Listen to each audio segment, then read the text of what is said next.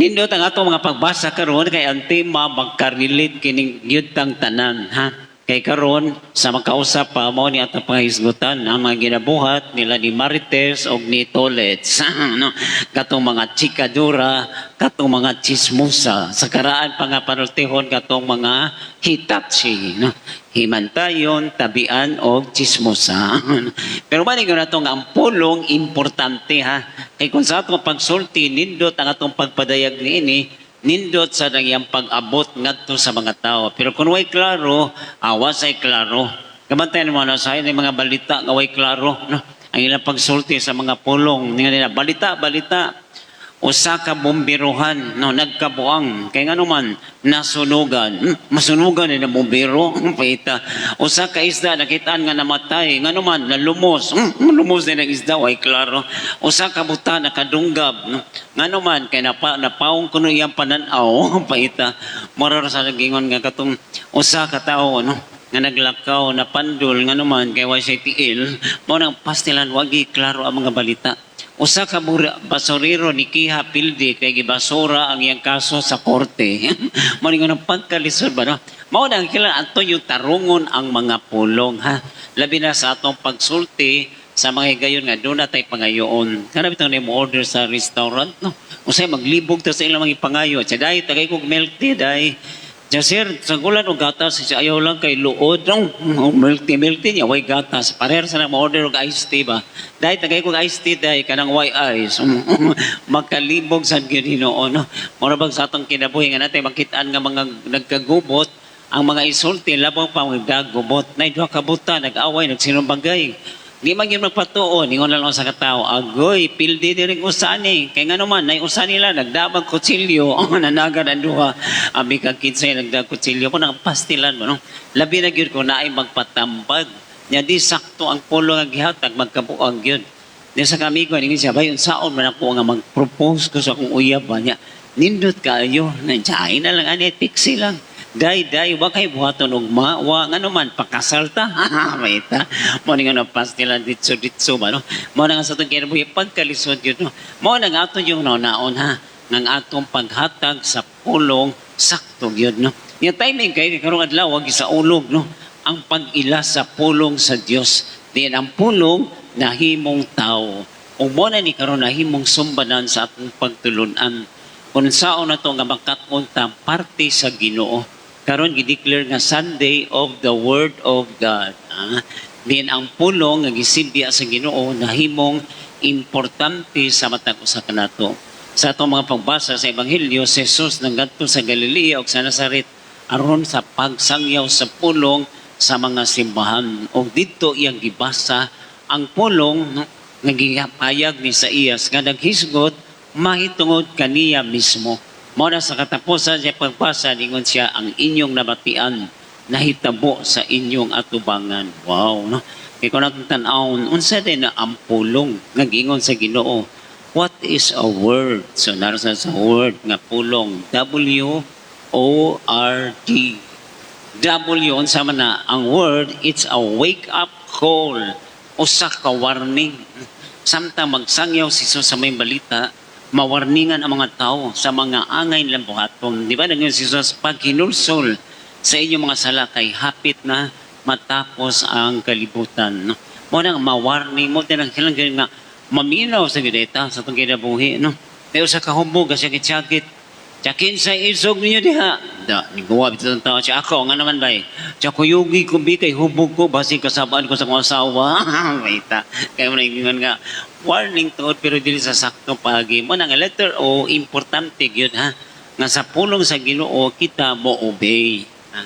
We obey the word of God. Kaya kung dili, may salaag yun ha. Padoong nga to sa impyerno. Bisan sa atong kinabuhi, importante yun ha nga mo obey ta. Sa sakto sad nga pulong. Paita ningon ang asawa dong, ampir ko ng newspaper. Sa susunod sa magkadeo, ka-backyard ni mo. Karaan na newspaper, oy. Magtanaw ka sa balita, ari, pero sa iPad, gitagayag iPad, o gikuha sa asawa, o yung gigamit para sa pagdukdok sa ok-ok. Puk! Tingnan naman na, ngayon kong newspaper, kaya pus ang ok-ok, gitagaan ko ng mga iPad. Tablara na sa giingon ba, no? Nausay, mangayo tag pusporo, dahil na pusporo diha. Sa gamito lang ng gasol, niya masuod na sa kong dunggan, mga tuli man ko. Ano, sa mga nga obey, like yun, ha? Letter R, sa mga letter R, kung kita muminaw sa pulong sa Ginoo, makabaton tag renewal. Pagbag-o sa atong tag sa gulingon. Sa itarong atong pagbag-o, dili tanan para sa spiritual nga kabag-uhan. Ang atong natanawon pagbag-o sa atong mga physical nga mga anyo, kanang permita magwapa, permita magwapo, sus, ningon tang asawa siya bana siya dong. Muto ka silang giingon ang babae ko no basta magkatiguang, magkagwapa. Unsay mo tanon ako nagkagwapa na ko siya di wapa ka matiguang. Kaya wapa gini magwapa pa ita. Kaya mo nga ito nga renewal sa total self. No? And finally, letter D, kung kita maminaw, kung kita magbago, magkamaton kita dedication to the Word of God. Nga di ta mabuhi kung wa ang pulong sa Ginoo. Kaya pinagi sa pulong sa Ginoo, kita mo tubo sa itong pagtuo. Mo din ang uban, no? Every day, magbasa nila sila sa Biblia. Nga ilang puyan ang mensahe. Nga ilang mabasihan. No mo na itaw na itong dedication, ha? Dili kay kung dili na ito na buhaton, di na ito masabtan nga itong sa itong kinabuhi. Dunay mga katalagman, dunay mga kalisod, no? Mo na ang pagsabot, importante sa Diyon, ha? Nga ito yung makitaan ang matuod, nga hitabo. Buha nga ni sa kababay, ni sakay sa bus. Pagsakay niya, ingon ang driver, day. Imo nang anak imagkugos. Siya, nga naman, sa bati ako nagnaong. Nagutan niya siya. Pag-sure niya, ari lang ko ko sa luyo. Magyawi ang babae sa luyo na may pulis. Ano ka, day? Ang kanang driver, giaway ko.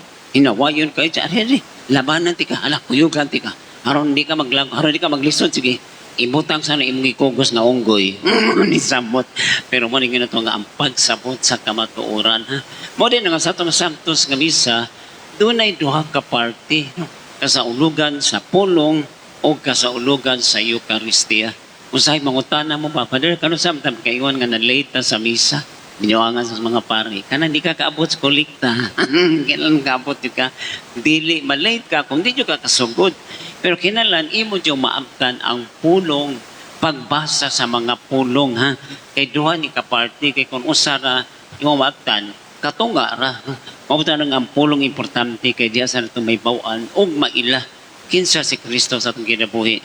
Kay nagkanayon si Saint Jerome. No? Ignorance of the scriptures means ignorance of Christ. Kung di ta maminaw sa pulong sa Ginoo, di na ito may bawaan o mailhan kung kinsa si Kristo. Mabuta na sa panahon sa sermon, kinanong ta awake tang tanan. Usay sa uban, himoon man yung recess. No? Morning time, mga matug. Morning time, mga mag-snacks. Uy, pag-chur. Uy, dito sa kabata, gina niya yung mama. Samtang nagpa-enroll sila. Naghuwat man, kay lugay kay linya. Siya, ay, katug. Uy, wabi ka sa misa. Paita, ang misa, makita na lang nga nagtuta. Wa mo participar. Mo na importante ha, nga sa pulong, doon ay tulog ka aspeto. Una, ang pagpaminaw. Ang pagpaminaw, kinanglan, doon ay nagsibya. Kung doon ay nagsibya, doon ay magtuon sa pulong sa Ginoo. Kung sabi ito, ang pagpaminaw, lisod, no? Kung atong saraduan ang atong mga dunggan. Kani ito maghinambunggay ang mga tao mag-istorya, may lamig, hindi paminawon. Na naghinambunggay sa ilang mga lulo, siya buha nga akong lulubay. Grabe, inigsulti niya, hilo man tanang tao. Wala sa akong lulo, inigunit pa lang sa mic, no? Mananaw na mga tao, pataplin. Kaya wala na sa akong lulo. Nga naman, akong lulo, paggawas wala sa Mumbai, ang mga tao nagpadaplin na o nagkilom. Ha? Kano saan na nita mo? Sa dihang gilubong akong lulo, nigawa ang lungon ng padaplin sila. Paita, dili sakto nga pagpaminaw. Wala importante ang pagsibya. O kitang tanan giawha, gamusibya sa pulong sa Ginoo. Dili sa pulong, labi na gyud sa buhat. Kaya man ilang ingon nga action speaks louder than word. Man ilang ilang walk, your talk. Unsa imong gisulti, kinahanglan imong puy-an. Ha? Kaya ang pagsulti, anha diya makitaan nga nagsunod kayod ang action. Nagtay man ang amigo, ang iyang kumpare, ang asawa bagurang nanganak. Pagtanaw nila dito sa samin, ningon na niya kumpare, pre, ay mong anak ba, hindi ka dako ano yun, may nagkikini mo drive. Siya nga naman, nakitaan mo sa kamot, nga may kayong drive sa dili, parehang kong naong sa inyong driver. May ta. Paano nagpagkalisod na sabto, no? Mo na nga ginatas Ginoo ang pagrespeto sa iyang pulong, pagrespeto usab kaniya. Mausad sa atong isip na tao ang pagrespeto sa pagsulti o maayo sa uban, mausad ang pagrespeto sa ilang kadungganan. Girespeto na to ang tao kung kita musulti o mga maayong butang, mahitungod kanila. Mo din nga si Jesus, sa iyang paghuman pagbasa sa pulong ningon siya, nahitabo kini karon kaninyo sa inyong atubangan. Kay pulong, mao ako, mao na ang isulti sa Ginoo. Kung wala sa atong kinabuhi ha, daghang may gayon gitagaan sa Ginoo, pulong nga angay natong buhaton. Karon orang adlaw sa atong papangandam sa piyesta ni Don Bosco, si Don Bosco nakadawat og mission ha. Ang pulong sa Dios nangon kaniya nga siya maghimo og mga butang nga ikaayo sa mga batan-on. O ba na hinungdan nga nung gitawag siya nga father and teacher of the young. O pinagin ini iyang nabuhat ang gusto sa Dios nga iyang pagabuhaton alang sa iyang kinabuhi. Umusa na sa atong kaugalingong kinabuhi, tunay honghong nga pulong nga gisulti ka natong Ginoo nga ngayon natong buhaton ato kanyang paminawon. Labi na gyud o para sa ikaayo sa uban o sa atong kaluwasan isip mga Kristiyanos. Kung wala tayo yan po sa itong misa karon ha, ngunta ang pulong sa Diyos, kanunay na itong patalinghugan, para kanunay kitang magiyahan sa itong adlaw-adlaw nga pagpanginabuhi. Amen.